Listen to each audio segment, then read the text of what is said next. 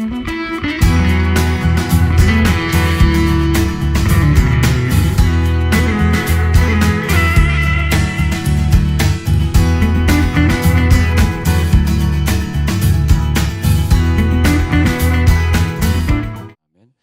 인치시는 역사는 뭐냐면 한 번 인치면은 영원히 우리들에게 복을 주시는데 믿은 자에게 주시는 성령의 인치심이 나옵니다. 약속의 성령으로. 그래서 인치시는 자는 누구냐? 성령이라는 거 꼭꼭 기억해 주시고요.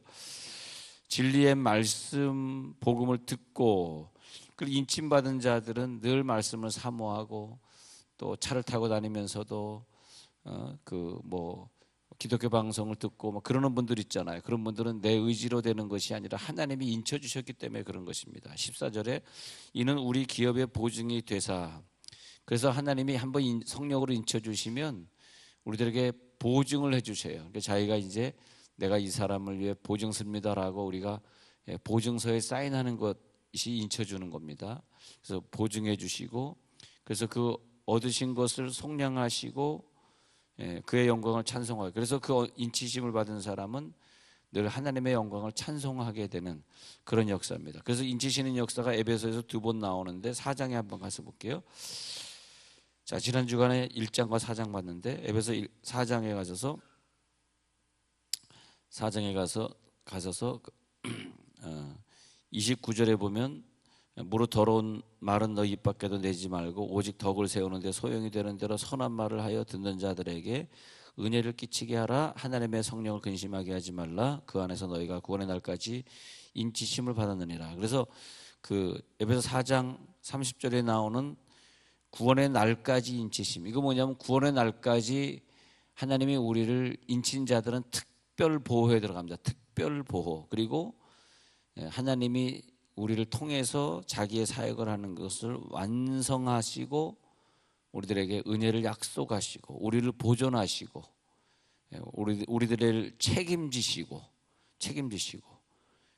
그런 자들은 우리가 만약에 선한 말을 하지 않으면 하늘나라에서 심판을 받으니까 지옥에 갈 수도 있으니까 선한 말을 하게 하기 위해서 우리들의 입술을 지켜주시고 그래서 우리들이 더러운 말이나 무슨 이상한 욕이나 뭐 음란한 말이나 이런 말은 너희 입 밖에도 내지 말고 오직 덕을 세우는데 소용이 되는 대로 오직 덕을 세우는데 소용이 되는 대로 그다음에 선한 말을 하여 그래서 듣는 자들이 들을 때 그 말을 통해서 은혜가 될 수 있도록 그 말을 통해서 저분이 말을 한마디 한마디는 어떻게 다 은혜가 되지 그렇게 은혜를 끼치게 하라.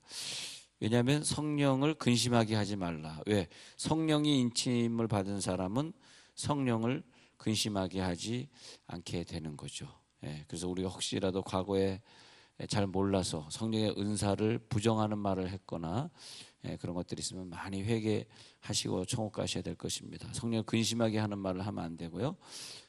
내가 그런 은사를 체험하지 못했다고 다른 사람의 은사를 체험한 것을 부정하는 일들이 종종 있습니다. 교계에서도. 근데 그런 일에 여러분들은 가담하시면 안 되겠습니다.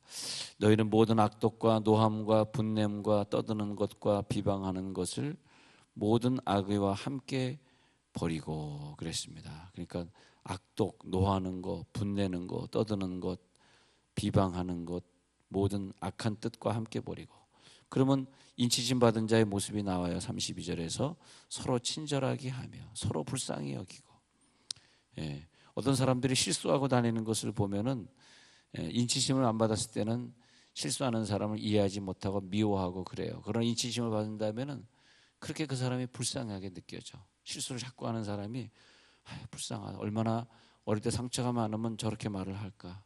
얼마나 힘들게 지금 사는 게 힘들면 저렇게 행동할까. 그러니까 이제 그러므로 더 그를 위해 기도해주고 사랑하게 되고 그래서 불쌍히 여기는 사람. 그러니까 우리들이 인치심 받는다면은 그럼 우리의 신앙생활이 달라져요. 그다음에 서로 용서하기를 예수님 인치심 받는 게 뭐예요? 예수님의 품성이 개발되는 거거든 내 속에서 그죠? 예수님의 품성이 내 속에 와서 개발되니까 그 품성으로 예수님처럼 용서하고 할렐루야. 예수님이 나를 용서했듯이 용서해주고 그다음에 하나님의 그리스도 안에서 너희를 용서함과 같이 하라. 그렇잖아요. 그 인치심을 받은 거다. 그래서 에베소서에는 이 인치심을 두 번 보여주고 있는데, 우리 인치심 사건을 좀 재밌게 한번 비교해 보면, 제가 두 군데를 비교해 볼게요. 먼저 그 출애굽기 32장 그리고 사도행전 2장을 한번 비교해 볼게요. 제가 성경 두 군데를 같이 왔다 갔다 하면서 비교해 볼 테니까, 지금 사도행전 2장에서는 인치심 사건이 이제 나오거든요. 그래서 2장을 이제 펼치시고 출애굽기 32장을 펼치시고, 그래서 한번 그 비교해 보도록 하겠습니다. 비교해 보면 사도행전 2장의 인치심 사건이 나오는데, 이 인치심 사건이 어디에 근거하냐 했더니 이제 창세기 바벨탑 사건도 근거하는데, 출애굽기 32장을 오늘은 한번 출애굽기 가셔서요. 출애굽기 32장에서 1절 볼게요. 출애굽기 32장 1절 한번 보겠습니다. 제가 읽어볼게요. 32장 1절 읽어보면, 백성이 모세가 산에서 내려오미 더딤을 보고 모여 백성이 아론에게 이르러 말하되, 일어나라, 우리를 위하여 우리를 인도할 신을 만들라. 이 모세 곧 우리를 애굽 땅에서 인도해낸 사람은 어찌 되었는지 알지 못함이니라. 그래가지고 모세가 시내산에 올라가서 40일 동안 있게 되는 사건. 그러면 이 광야의 시내산에 올라간 사건이 뭐냐 하니까, 사도행전 2장 1절에서 오순절날이 이미 이름에 그들이 다 같이 한 곳에 모였더니, 참 이상한 것은 같은 오순절의 사건이라는 거죠. 오순절에 모세가 율법을 받고, 토라를 받고, 오순절날에 베드로가 사도행전 2장 1절에서 또 성령의 불을 받고, 그렇게 된다는 거죠. 그러면 그 40일 동안 산에 올라가 있는 사건은 뭘로 비유되냐 그러면, 사도행전 1장 15절 읽어드릴게요.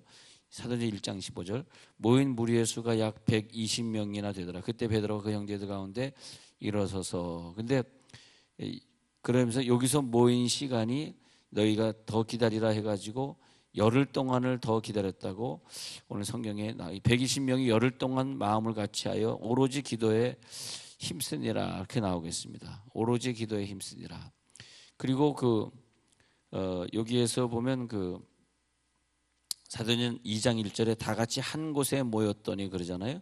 다 같이 한 곳에 모였더니 할 때, 그 한 곳이 히브리어로 보면 하마콤입니다. 하마콤. 그래서 한 곳은 우리가 할 때 어떤 위치를 말하는 것이 아니라 예루살렘 성전을 말하는 겁니다. 근데 유대인들 또 랍비들은 이제 그렇게 얘기를 하는데, 아직까지 우리들은 자꾸 마가의 다락방이라고 말하는데, 마가의 다락방에서 한 곳에 모였는데, 마가의 다락방에 모였는데 그 한 곳이 아니라 그들이 예루살렘 성전으로 이동을 했답니다. 왜냐하면 여기 보니까 그 많은 이방 사람들이 방언할 때 그걸 보지 않습니까?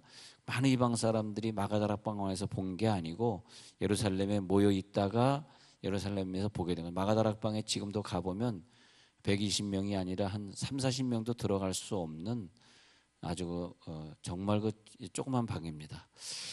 그러니까 120명이 모여 있는데 주변의 사람들이 다 들어와서 그들의 방언을 같이 체험하고 그런 것을 보면은 지금 유대 랍비들이 말하는 예루살렘 성전이 맞습니다. 근데 그것은 그게 크게 중요한 건 아닌데, 다 한 곳에 한 곳 그러면 the place, 하마콤, 하가 한, 마콤이 곳, 그래서 하마콤 히브리어로. 자, 그런데 거기에서 보면은 120명이 성령에 임했는데, 출애굽기 24장 18절 잠깐 가서 볼게요. 출애굽기 24장 18절에 읽어드립니다.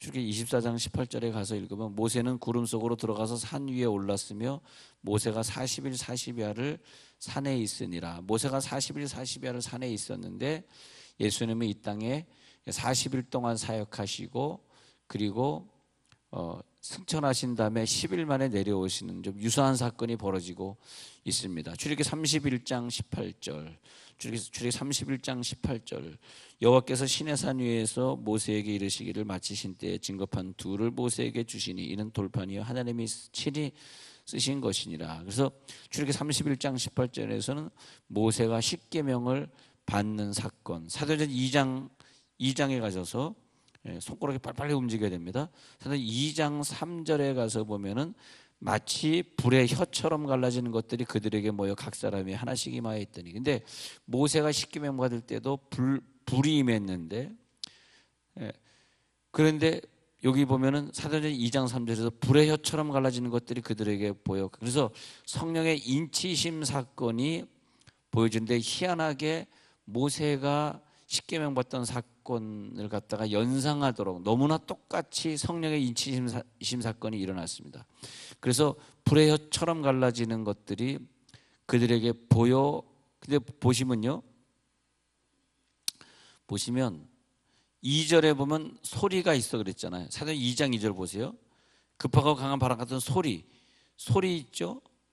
그 다음에 불의 혀처럼 갈라지는 것들이 보였죠. 자, 소리는 귀로 들었죠. 불의 혀처럼 갈라진 것들은 눈으로 보았죠. 그 다음에 4절에 다른 언어로 말하기를 시작하는 입이 열렸죠. 그래서 성령 인치심을 사건은 꼭 기억하시는데, 귀와 입과 눈이 열리는 사건입니다. 그래서 보는 게 완전히 성령으로 이제 보는 사람이 되어지고, 듣는 것이 완전히 귀가 불러지져져 가지고 이제는 나쁜 말 아니라 무슨 연속극이 아니라 하나님의 말씀만 들으려고 그러고, 그 다음에 입으로는 그저 방언하고 기도만 하게 되는 사람으로 확 변화되니까 얼마나 좋아요. 그러니까 저 사람 확실히 변화됐네, 확실히 다른 사람이 되었네. 그전엔 그렇게 세상을 좋아하고 그 입으로 노래방 가가지고 막 세상 노래나 부르고 그런 사람이 그저 때만 되면 그냥 입으로 그냥 복음 성가만 부르려고 그러고, 주여 참 주여, 예, 그렇게 달라졌다 이것입니다. 예, 그래서 보면은 그래서 눈, 귀, 입, 예, 눈, 귀, 입이 완전히 달라졌으면 인치심 받은 자입니다. 눈, 귀, 입이 완전히 달라졌으면, 예, 그렇게 달라진단 말이죠. 그런데 출애굽기 32장 6절에 가볼게요. 출애굽기 32장 6절에 보면, 이튿날에 그들이 일찍이 일어나 번제를 드리며 화목제를 드리고 백성이 앉아서 먹고 마시며 일어나서 뛰놀았더라. 네. 먹고 마시며. 근데 먹고 마시며, 이 지금 백성들이 모여 있는 사건 중에서 먹고 마시며 뛰노는 사건. 그래서 이것이 뭐냐면, 눈, 귀, 입이 즐겁게 했던 그 시간. 7절에 여호와께서 모세에게 이르시되 너희는 내려가라. 내가 애굽 땅에서 인도하여 낸 내 백성이 부패하였도다. 왜냐하니까 32장 4절에서 금고리를 받아서 부어서 조각칼로 새기고 송아지 형상을 만드니 그들이 말하되 이스라엘아 너희는, 그러니까 금송아지를 만들어서 그 앞에서 먹고, 그러니까 금송아지 사건 할 때 눈, 귀, 입이 다 우상을 범했습니다. 눈, 귀, 입이. 먹고 마시고. 재미있는 사건이 있어요. 32장에 쭉 내려가가지고 28절 보세요. 출애굽기 32장 28절. 32장 28절. 그러나 이제 그들의 죄를 사하시옵소서. 그렇지 아니하시면 원하건대 주께서 기록하여. 30장 28절. 레위 자손이 모세의 말대로 말하며 행하며 이날의 백성 중에서 3,000명가량이 죽임을 당하니라. 잘 보세요. 재밌죠? 3,000명가량이 죽임을 당했습니다. 그러면 3,000명이 죽임을 당한 그 죽음의 피를 다시 이 땅에서 회복해야 됩니다. 누가? 입맞은 사람들. 그래서 사도행전 넘어가요. 사도행전 2장 41절 보세요. 2장 41절 재밌습니다. 그 말을 받은 사람들은 세례를 받음에 이날의 신도의 수가 몇 명이에요? 3,000이나 더하더라. 희한합니다. 성경은 장난이 없어요. 우연이 없어요. 네. 자, 다시요. 그래서 출애굽기 32장 28절에 3,000명이 칼에 죽었는데 사도행전 2장 41절에 3,000명이 인치심을 받습니다. 그래서 출애굽기 때 우리가 저지른 범죄를 성령이 오셔서 다시 3,000명에게 회복의 은혜를 주셨습니다. 네. 32장 28절에 보니까 출애굽기 32장 28절에서 레위 자손이 모세의 말대로 행하며, 레위 자손이 뭘 행했냐면 3,000명가량을 죽였습니다. 이 레위 자손이 3,000명가량을 죽였는데 이게 뭐냐면 레위 자손이 죄 지은 사람들을 대신해서 하나님 앞에서 순종하고 헌신한 것입니다. 그 레위 자손이 누구냐 했더니 사도행전 2장에서 성령의 말하게 하심을 따라 사도행전 2장 42절에 그들의 사도의 가르침을 받아 서로 교제하고 떡을 떼며 오로지 기도에 힘쓴 이 사람들이 레이지파입니다. 사실 늘 새벽에 빠지지 않고 기도하는 여러분들이 레이지파입니다. 레이지파. 예? 예. 사도의 가르침을 받아 서로 교제하고 떡을 떼며 오로지 기도하기를 힘쓰니라. 예. 참 새벽 기도가 중요한 것 같긴 중요한 것 같습니다. 예. 예. 그래서 레위지파들이 나와서 나라를 위해 기도하고 그런 거. 여러분들도 힘들다고 생각하지 마시고 열심히 기도하면 하나님 또 건강을 주실 것 같습니다. 그래서 하나님께서 떡을 떼며 오로지 기도하기를 힘쓴 사람들, 그 사람들이 41절에서 그 신도의 수가 3,000명의 역사.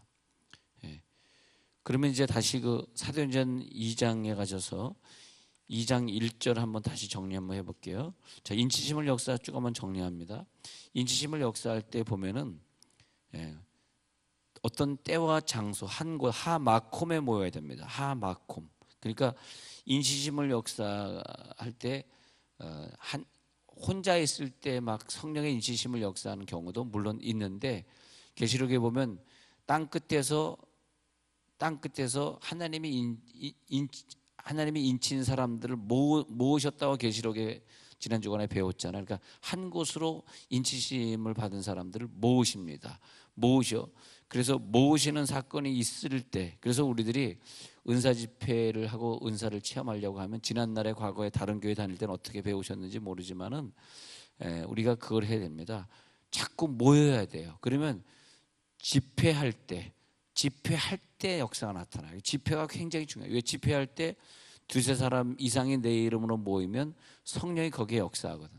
근데 우리들이 잘못 배웠거나 성격이 좀 특이하거나 그런 분들이 모이는 곳에 잘 안 가려고 그래요. 여러분 자녀들도 자꾸 모이는 데 가면 약해지고 혼자 있으려 하는 거 있잖아요. 그 여러분들 볼 때 안타깝잖아요. 근데 혼자 있어가지고 무슨 지식을 습득하고 뭘 깨닫겠어요. 그냥 학교에 가서 함께 모이고 그런 게 중요하죠. 홈스쿨링이 좋긴 좋은데 혼자서 집에서 공부하는 아이들, 또 특히 외아들이 좋긴 좋은데 혼자 자라는 아이들, 혼자 있는 아이들이 사회성이 떨어지고 크게 쓰임받기가 어렵습니다. 그래서 자식을 가능하면 많이 낳는 게 좋습니다. 많은 가운데 아이들이 자라나고 또 할아버지 할머니의 영향받고 삼촌의 영향받고 이런 여러 사람들 영향을 받은 사람들이 무엇을 해도 성공하는 그 확률이 높다 그럽니다. 근데 이 성령의 역사는 모였을 때, 그래서 모이는 사건이 보이고요.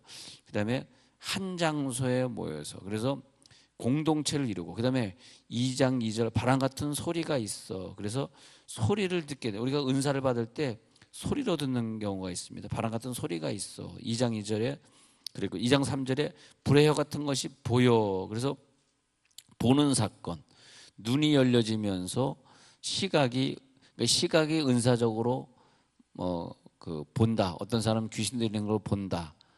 내가 그동안 보지 못해도 환상을 본다.